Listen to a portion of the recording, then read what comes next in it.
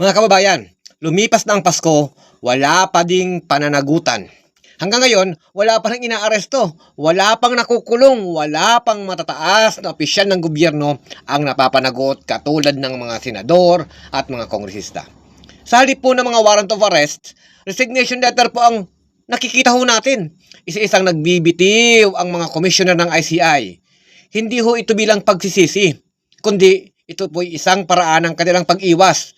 Mga kababayan, sa politika sa Pilipinas, ang pagbibitiw ay hindi hakbang patungo po para makuha natin ang katotohanan, kundi exit strategy para hindi sila madamay kapag tuluyang pumutok na po ang baho at anomalya.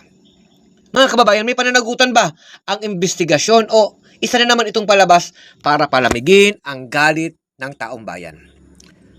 Ang investigasyon po sa Pilipinas ay walang ngipin. Pero kung seryoso ang Estado sa paghahanap po ng katotohanan at pananagutan sa pagnanakaw sa kabangbayan, dapat matagal nang may nasampahan ng kaso, may nakasuhan, at lalong-lalo na may nakulong. Mga dilis lamang po ang nakukulong, pero ang mga balyena ay nakakaiwas pa. May papapanagot ba, mga kababayan? Merong mapapanagot kung may tunay pong political will. Pero iyan ang mismong kulang ho sa atin.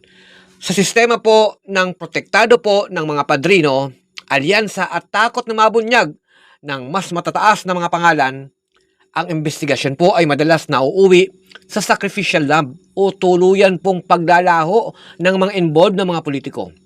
Kung walang aarestuhin, kung walang uusigin, malinaw ang mensahe po. Pwede kang magnakaw basta't nasa may kapangyarihan ka.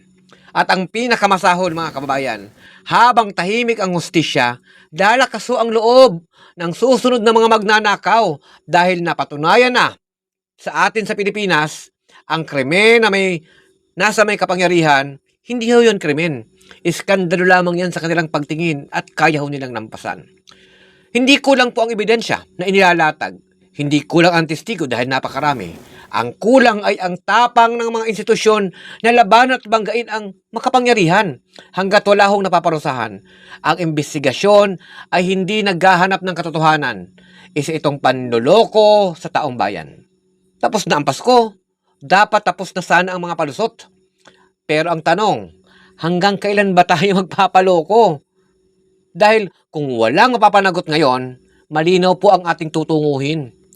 Uulit-ulitin lamang ang pagnanakaw sa kabangbayan at tayo ang patuloy na magbabayad sa pinakinabangan ng mga magnanakaw na mga politiko na dapat tayo ang nakikinabang.